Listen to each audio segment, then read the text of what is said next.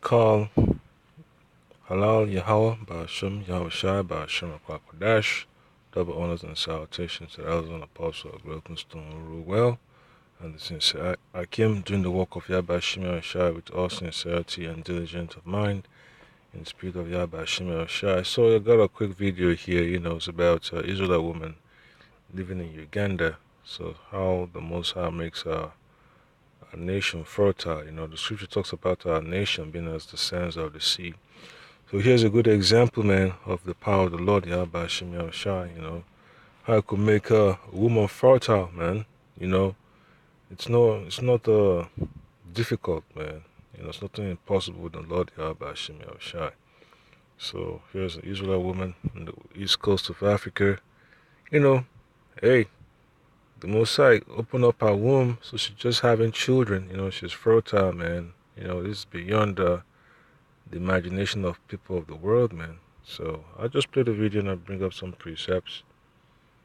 50-year-old Ugandan woman has been dubbed the country's most fertile after it was reported that she has given birth to 44 children. And she's 40 years Mariam old. Nabatanzi has been nicknamed Nalongo Muzalabana, the twin mother that produces quadruplets, a nickname she has well earned. In 18 years, Mariam has given birth to 6 sets of twins, 4 sets of triplets, 3 sets of quadruplets, as well as a few single births. A gynecologist explains that her condition is most likely due to genetic predisposition to releasing multiple eggs in one cycle.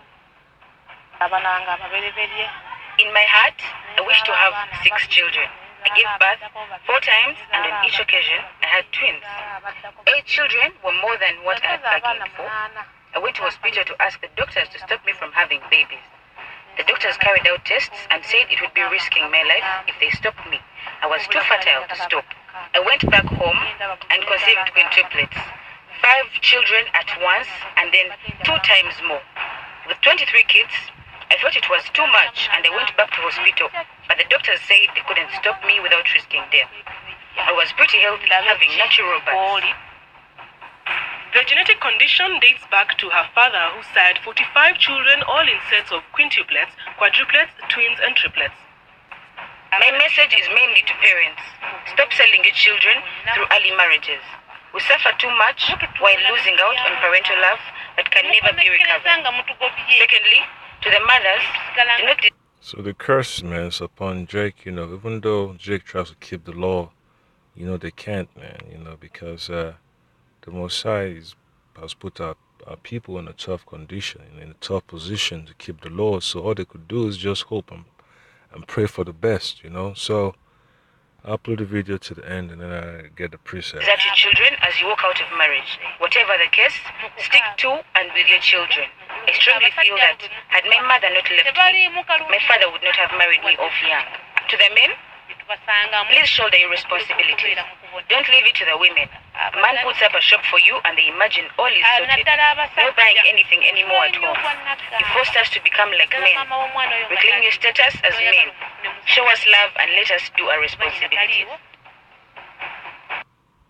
Yep, so I'm going to get the precepts now. So just let you know that the Lord Yahweh Hashem Yahushai is a generous power, Everything happens on its own schedule.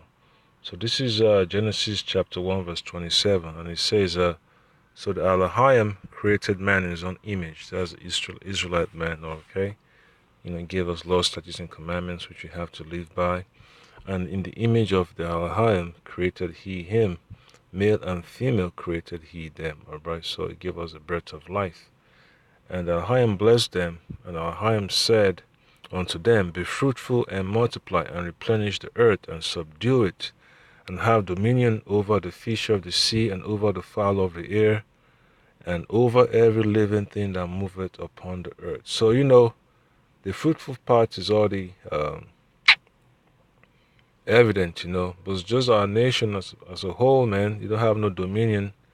We are at the bottom of the totem pole, so the Lord Yahweh Hashem Yahushai is going to get us through in these last days, man. Is the only way out of this calamity that we're experiencing, and that we're also going to experience very soon, in the times of Jacob's trouble. All right. So it's a beautiful thing, man, to know that the Lord has left several clues in the scriptures to let us know that the so-called Negroes, Latinos, and Native Americans are the children of Israel that the Bible speaks of. All right, and then I'll get Exodus chapter 16, actually chapter 1. Exodus chapter 1. Right, I'll just keep it brief and simple because it's all about the basics when it comes to the scriptures. So this is the book of Exodus chapter 1. And then look at the time of Jacob's trouble in the land of Egypt. You know, how Pharaoh tried to, destroy the whole nation by going after the male children. So this is Exodus chapter 1, let's start from verse 15. It says, And the king of Egypt spake to the Hebrew midwives, of which the name of the one was Shiphrah, and the name of the other Puah. And he said, When you do the office of a midwife to the Hebrew woman, and see them upon the stools, all right, that's how a woman gives birth. She has to use the stool. She has to squat, and then she has to let gravity get in there and let the baby fall naturally. They catch the baby, as the baby is coming through the vagina, and then it says, if it be a son, then you shall kill him, and if it be a daughter, then she shall live. All right. So the woman's father had a lot of children, about 45 children, and herself, have about what?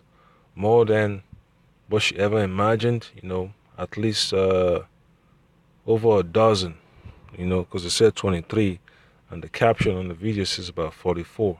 So you can imagine, man, how fertile our nation is that we don't even know of, right? So we have the sand of the sea across the four corners of the earth. All right, so the whole idea of abortion doesn't really ring well with the scriptures. It's an obstacle, to the nation of Israel to multiply as a nation. Abortion is against the laws, statutes, and commandments of the Lord Yahweh Shem Shai. The Messiah didn't ordain us to commit murder. So you could see, man, how the doctors, the so-called gynecologists, can't get the job done, because the Messiah was blocking that, man. It's going to be too risky for her to go that route, So, hey, that's how the Messiah works, man. With all the advanced degrees, all that the Lord can do is just a few little things here and there, and then that's it, man. Science, so-called this modern day scientists can do nothing, man. All right, then verse 17 says, But the midwives feared the Most High, and did not as the king of Egypt commanded them. All right, so they didn't hearken unto the words of the so-called master, man, the slave master. That's what it takes, man, to be a man of the Lord, man. You don't have to follow along, at a certain point what the oppressor is trying to do, because the Most High is a terrible power, so we got to do our best to obey the words and the commandments of Yahweh Shem Shai. But save the men, children alive. So that's how our nation is able to go from generation to generation by the men pushing the seed, and they have more male children, and then, you have more male children and more female children, and then the nation multiplies. That's how the Lord works. It's just simple. Then verse 18 says, And the king called for the midwives and said unto them, Why have ye done this thing, and have saved the men children alive? And the midwives said unto Pharaoh, Because the Hebrew women are not as the Egyptian women, for they are lively and are delivered ere the midwives come in unto them. So that's just the plan of the Lord Yahweh Shem Shai. Therefore the Elohim dealt well with the midwives, and the people multiplied and waxed very mighty. So that's it, That's how the Lord takes care of business, The nation multiplied. And then verse 21 says, And it came to pass, because of the midwives feared the Elohim, that he made them houses, He blessed them. All right? So it doesn't matter, how big of a blessing it is or small it is. It's still, Most High still blessed them. All right? So it's beautiful, man, to have the Lord Yahweh Shem Shai look out, for our people, in times of distress. Folks shouldn't be afraid, man. They shouldn't be, be bending over backwards for the oppressor. Because in these last days, man, the Most High is going to reveal his power. And then you go to Isaiah chapter 10,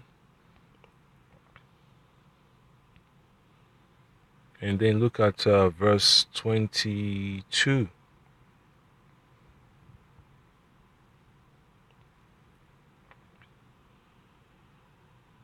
It says, "For though thy people Israel be as the sand of the sea, yet a remnant of them shall return." All right. "The consumption decreed shall overflow with righteousness." All right. So, our nation is always going to be fruitful. But in these last days, man, it's going to be tough, for Jake to make it through. It's going to be hard. But at least, you know that our nation is still going to come back in the kingdom. And then it's going to be beautiful, man, when we multiply in righteousness, man. We're going to keep the laws perfectly, So it's not going to be an issue, man. When we're in the kingdom, a woman will be so glad to have children. That's how the Lord takes away the shame of a woman. She's married off, and then she start having babies, So that's what makes a woman, feel complete. She has a husband, she has a roof over her head, and also importantly, she has children, And she got to have faith in the Lord, Yahweh Hashem Yahushai. All right? So one last precept. This is going to be the book of Isaiah, chapter 60. Yeah, because, we as a nation, we have to be fruitful, man. When you're a man of the Lord, you got to bear fruit. You got to do the work. That's what it also means. You can't be barren, right? So this is start from verse 21. Isaiah chapter 60, verse 21. "Thy people shall be all righteous. They shall inherit the land forever." All right, so the land of Israel right now is occupied by heathens, the Amalekites, the nation of Edom, and the Ishmaelites, So, hey, once after World War III is over, man, those folks will be out of that land, man. And then, we're going to reclaim it. It's going to be rebuilt according to the Most High's plan, It says, "A branch of my planting, the work of my hands, that I may be glorified." So the Lord's going to be glorified, man, when you see the reconstruction coming to pass, It's going to be so joyful. It's going to be a glad time, And then in verse 22 says, "A little one shall become 1,000, and a small one a strong nation. I, the Lord Yahweh Ba'ashem, Yahweh Shai Ba'ashem Kodash, will hasten it in his time." So, it's going to happen. Nothing can change it. It's a course that the Most High has plotted. The Most High is in charge, man. He's the captain. He's the one that, directing the ship where it's going to go.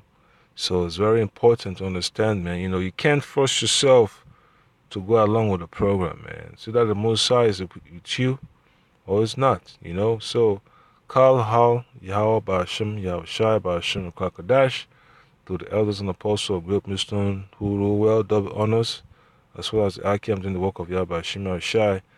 Fight the good fight of faith, man. Jake is across the four corners of the earth. The Most High lived them over there as the testimony to reveal who we are, Romans chapter 8, verse 16, Spirit bear witness with our spirit that we are the children of the Lord Yahweh, Ba'ashem Yahushai, Ba'ashem Kodash. So I hope I can be edified, and the Lord willing, Most High put a spirit on me, I'll put up another video. So just let you know, man, in these last days, you're going to see who the real Israelites are. Shalom.